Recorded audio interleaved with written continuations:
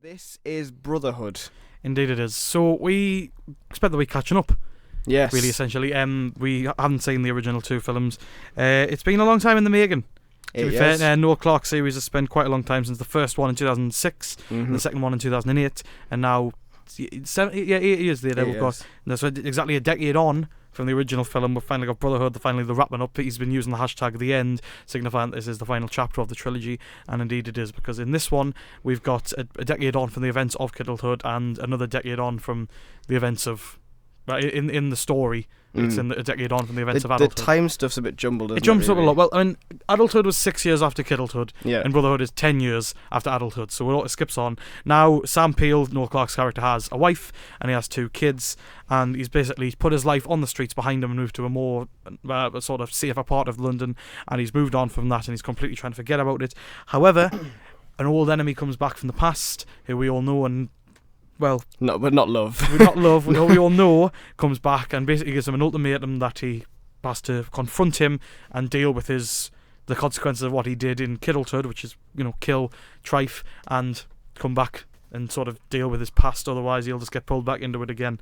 And to be honest, this series is quite important. Like, I did quite a lot of reading about it beforehand and after the films, because Kidulthood came along at a time when a lot of people sort of had this sort of wishy-washy, sort of squeaky clean idea of London or of England as a whole, like that sort of Richard Curtis look, where it was all sort of like perfectly pristine or sort of more fantastical than it really is. And people have given the Kidulthood series a lot of praise, and rightly so, because I can see why, because it is totally unashamed to go down to the dirt and show you what is really happening, and have a multiculturalism about it that is really important to show in British cinema. I know Kidulthood for sure in 2006, watching that, it still feels really, really sort of different now. It feels like on the streets and just desperately trying to be something more than it isn't. It's trying to reach for it, because it's a really, really intelligent, really, really bleak at times film that it's got a lot going for it for me. And adulthood as well, the Sam Peel character that Noel Clarke plays, he directs as well,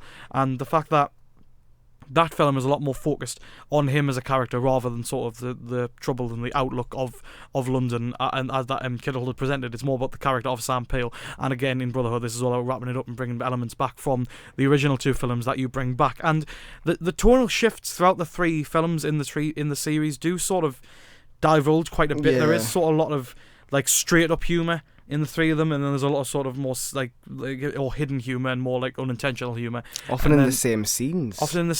But obviously there is quite a lot of intensely serious, really frank scenes in this film, because you can tell that this is clearly a passion project series for Noel Clarke. This is something that he desperately wants to talk about, that he wants to say that life on the streets is not nice, and some people, this is the only life they know. He's got a lot of kids under the age of 20 in this who are just doing this because, some characters in Brotherhood, the 3rd one that we've just seen, straight up say, we're doing this because, well, why did you do it?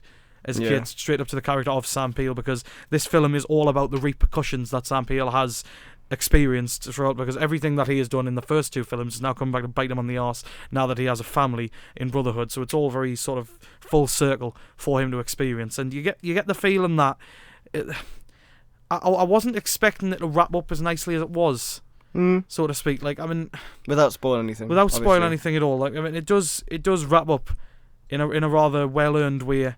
It kind of had to, though, didn't it? Because of how grim the events of the entire trilogy are.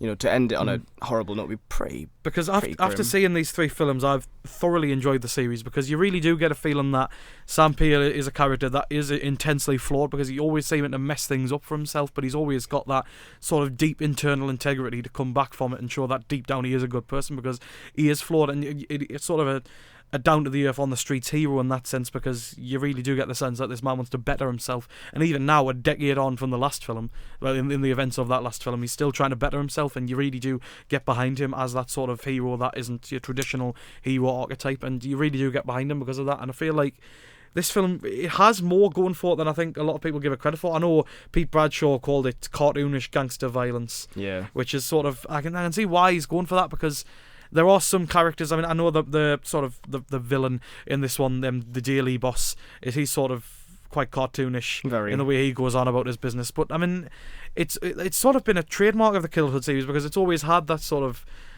over-the-topness about it, but it's also had that intensely bleak and still very human story at the centre of it, with all these people. Obviously Adam Deacon isn't back for this one because they've had quite a public falling out, so you don't get to see him in this one, but there's elements that are coming back from everything that try to wrap it up all nicely, and it doesn't wrap it up in a bow, but it does have that ending that you just feel earned, even though sometimes some people might think that it's not, but it does for me at least feel very earned, and it left me feeling like, yeah, I did enjoy this series, and I'm glad I watched this, because it is definitely something very special without it being over the top in a bad way. I think the tonal shift definitely distracts from very poignant scenes. His brother's best friend is quite a big part of this film.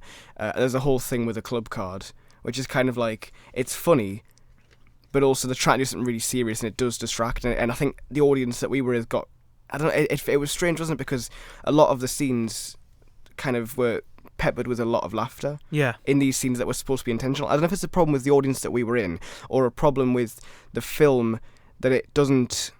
I don't know. I don't know how to kind of. We can't really approach this. No, I don't know how it works. I think, does the film get things wrong? Like, does the film reflect our time wrong? Because I know Noel Clarke's a 40-year-old guy, and there's a lot of younger people in this film. Does he get these things wrong? A lot of the times when there's laughter, it was because of certain the sort of phrase like the blood and the farm, and I hate saying those words, but you know what I mean. It's that kind of stuff that maybe isn't around nowadays. Maybe times have changed since Goodall, but I think that all comes back around to, it's a good thing that the film does it, because it shows that time has changed. The series has evolved in the 10 years that they've been going. It just sort of paints Sam Peel as a dinosaur at some parts, and the kids are literally like laughing at him and saying like, what are you going to do? You can't hit me because I'm a bratty kid and you're a 40-year-old man. But there are times when it's unintentional laughter that I don't know if the film gets that right.